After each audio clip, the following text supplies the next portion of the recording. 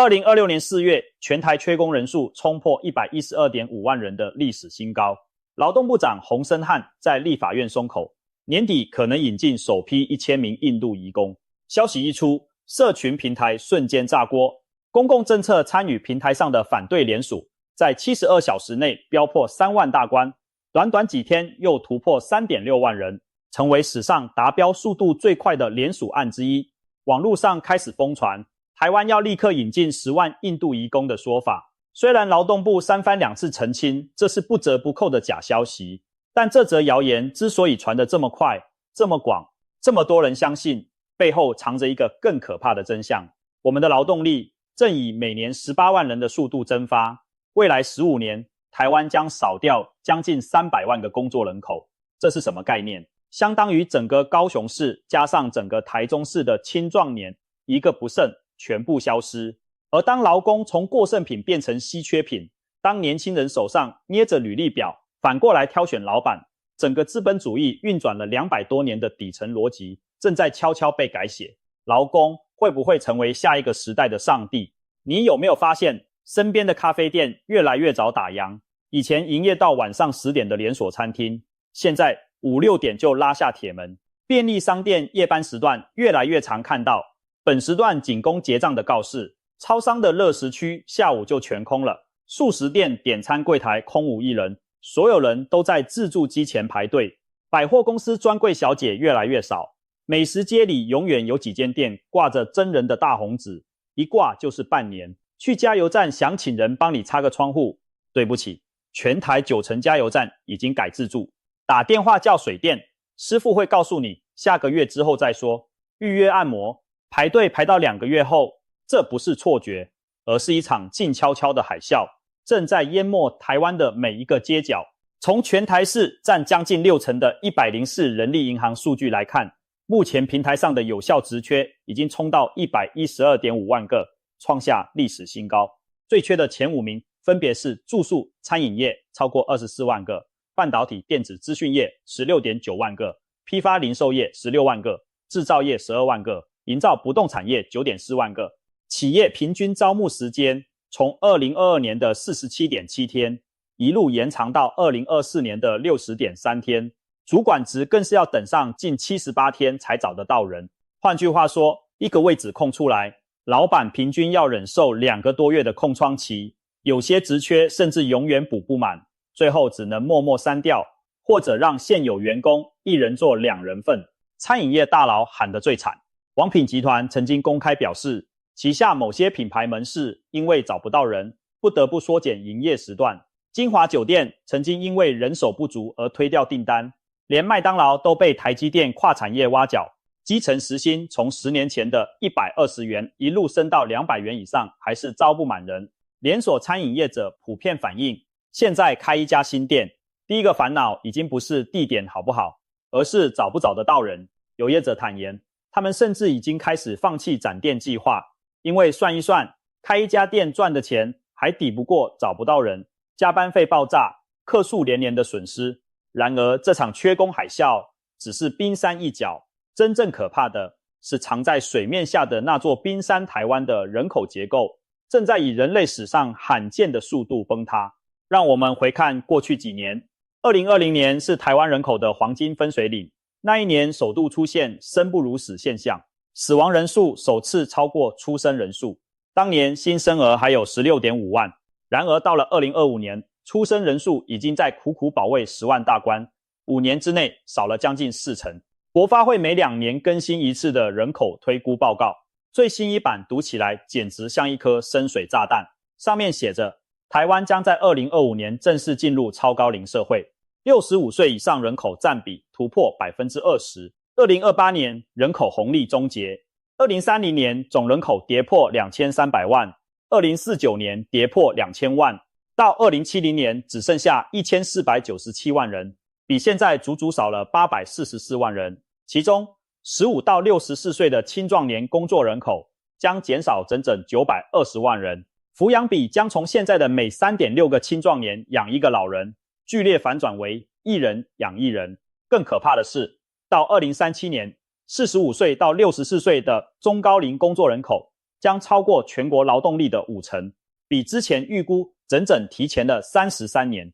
这意味着你走进未来的工厂，看到的不会是朝气蓬勃的年轻脸孔，而是满屋子爸妈、阿姨、叔叔在组装线上挥汗。这份报告读起来像是末日预言，但它不是预言，它只是一份简单的算术题。中央银行早就示警，工作年龄人口从2016年开始以平均每年18万人的速度萎缩，18万乘以15年等于270万人，再加上复利效应与逐年加速的老龄化，15年后消失300万劳工，已经是保守估计，实际数字只会更猛。而这场结构性雪崩不是等几年才发生，而是现在进行式，每一天、每一小时、每一分钟，台湾都在失去劳动力。问题来了，当人口断崖撞上缺工海啸，为什么台湾不前粹大举引进外籍移工？事实上，我们早就在做。全台移工人数已经突破86万大关，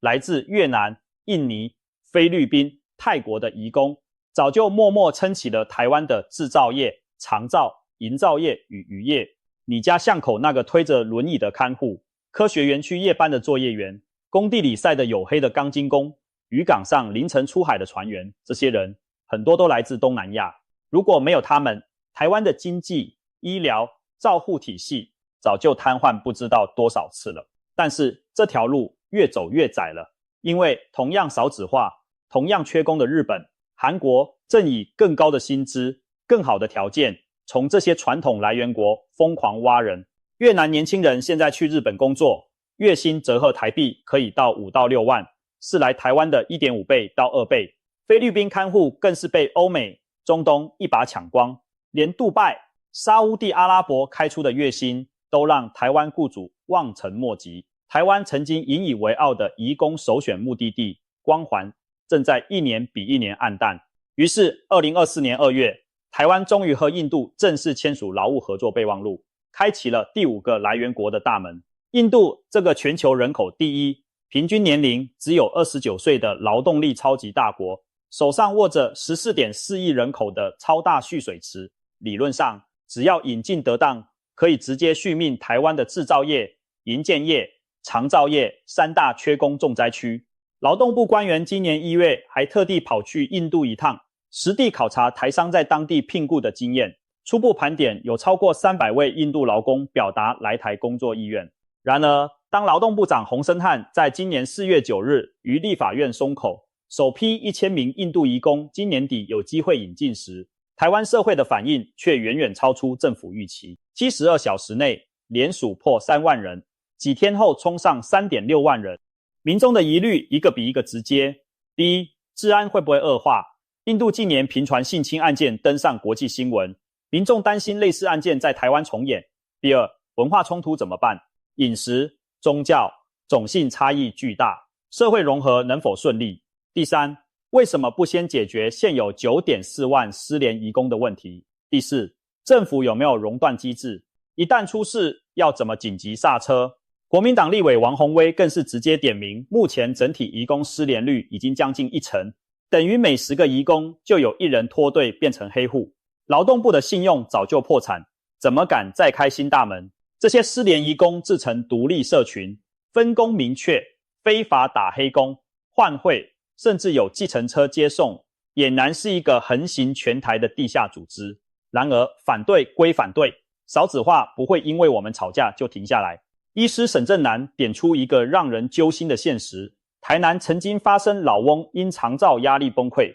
先把失智妻子溺毙，再自尽的人伦悲剧。这类照顾杀人在台湾不是第一次，也绝对不会是最后一次。如果家里有个印尼看护或印度看护在场，悲剧或许根本不会发生。这就是为什么同一份民调中，还是有将近一半的受访者认为不得不引进。缺工从来就不只是工厂的事，它是每一个有老人要照顾、有房子要盖、有孩子要接送的台湾家庭正在面对的活生生难题。好了，说到这里，你可能会想，既然这么多职缺，年轻人为什么不去填？为什么宁可在家啃老、送外卖、当 Uber 司机，也不愿意进工厂、进工地、进餐厅？答案藏在一份劳动部的调查里。失业者遇到工作机会却不就业的原因，待遇不符，期望高居第一，占了整整 62%。第二名是工作地点不理想，只有 10.57%。第三名，工作环境不良，只有 3.08%。换句话说，不是没工作，而是工作给的钱太少。那为什么老板不加薪？因为传统制造业的利润早就被压到见骨。台积电一个月给作业员5万起跳，传产工厂同样的职位只能开到 3.2 万，甚至 2.8 万，差了1倍都不止。于是现象就变成了 M 型缺工，一端是高科技产业砸重金抢应届生，甚至直接发签约金、营养金、在职奖金，保证年薪。大学刚毕业，年薪直接破100万。另一端是传统产业，眼睁睁看着年轻人已经签约了，还宁可违约离职，只为了转投几千块钱差距的更好职位。传产陷入一个恐怖的恶性循环，利润薄，无法给高薪，留不住人，没人干活，无法升级，转型利润更薄，更给不起高薪。最终结果就是传产一家接一家倒下，或者外移到越南、印尼、印度。而讽刺的是，等传产外移之后，那些本来还能提供中薪工作的职缺也跟着消失，整个社会的薪资结构就变得更加两极化。然而，这整个链条最有趣的地方才刚开始。当劳工从过剩品变成稀缺品，整个资本主义的底层逻辑正在180度大翻转。我们从小被教育的市场经济基本公式是这样的：劳工多，薪资便宜，老板赚钱，资本累积，再投资扩张，再雇更多便宜劳工，赚更多钱。这个公式在过去200年里，从英国工业革命一路运转到台湾经济奇迹，从19世纪的纺织厂到20世纪的代工帝国，从来没失灵过。资本之所以能当老大，就是因为它永远买得起，用不完这些便宜且源源不绝的劳工。但是现在，整个公式的基础，便宜且源源不绝的劳工正在消失。未来的公式将变成劳工稀缺，薪资暴涨，企业利润压缩投资，意愿下降，机器人与 AI 大规模替代，但替代不了的工作，薪资反而更贵。物价全面上涨，大家都变穷，但没人做事。资本第一次在历史上真的要向劳工低头了，这不是夸张。看看现在各行各业的怪现象，你就懂了。日本便利商店的店员时薪从10年前的900日元飙到现在的1500日元以上，东京部分地区甚至突破2000日元，仍然找不到人。韩国首尔的清洁工月薪已经超越了很多大学毕业的行政人员。台湾的冷气师傅夏天档期排到3个月后，出场费1小时飙到3000元起跳，一个订单做下来抵得过白领1周薪水。美国的卡车司机年薪普遍冲破10万美金，部分特殊货运司机甚至年薪20万美金。因为年轻人根本不想做这行。澳洲、加拿大的水电工、焊工年薪可以突破15万澳币，15万加币，比很多律师、医生还赚得多。你会发现，那些过去被瞧不起的蓝领工作、肮脏工作、粗重工作，因为没人做了，反而身价水涨船高，甚至反超白领。而相反，很多过去风光无比的白领，工作文书、客服、出街行销、简报设计、资料整理，甚至部分程式设计，正在被 AI 以秒杀的速度吞噬。一个颠覆性的时代正在来临，劳工不再是资本的奴隶，而是稀缺到足以反过来挑选资本的上帝。104人力银行的数据就是最好的证明。现在求职者越来越敢开口，我要弹性工时，不然拜拜；我要远距办公，不然再见；我要周休3日，还要提供健身房、免费午餐、心理咨商、宠物友善办公室。面试的时候，求职者会反问面试官：你们公司的 ESG 表现如何？你们对 AI 转型有什么规划？你们老板加班都做什么？如果我怀孕，公司会怎么支持我？面试官还得恭恭敬敬地回答，生怕对方转头就走。这在20年前的台湾根本是天方夜谭。过去是老板挑员工，现在是员工挑老板，而且一次面试好几家公司，挑完一家再挑下一家。然而，劳工变成上帝，真的是好消息吗？未必。当薪资结构性上涨，成本会全部转嫁到物价上，于是通膨压不下来，便当从80元涨到120元，吃碗牛肉面要200元，剪个头发500元起跳。当招不到人，店家缩短营业时间，减少供给，于是服务变差，选择变少。你想吃宵夜，发现全部都关了。当传产撑不住，企业开始外移或倒闭，于是失业和缺工诡异的同时发生。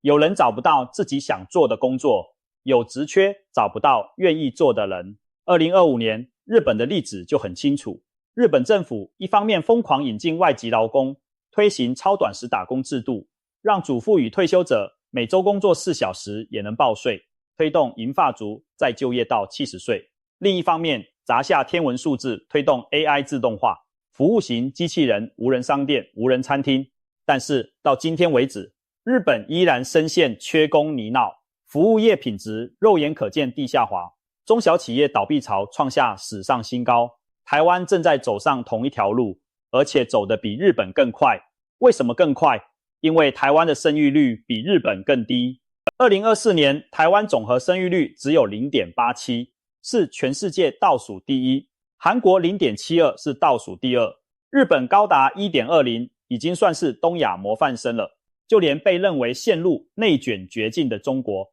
生育率也还有 1.0 以上。如果把生育率换算成通俗的话，就是每一代人口砍半还不止。2代人之间100个爷爷奶奶只会留下大约19个孙子孙女。这意味着台湾的缺工海啸不是10年后缓解，而是10年后加倍，20年后再加倍，30年后直接成为国安危机。这就是为什么我说大缺工正在重写资本主义，因为我们面对的不是一个可以用多引进几万移工就能解决的短期问题，而是一场文明层级的结构重组。那位被我们称为看不见的手的命运之神，这次好像不再帮人类续命，而是要逼我们进化。进化成什么？可能是3个方向。第一条路是全面拥抱自动化与 AI， 让机器人做搬运、做组装、做清洁、做配送，让 AI 做客服、做文书、做分析、做设计。人类从低阶重复劳动中彻底解放，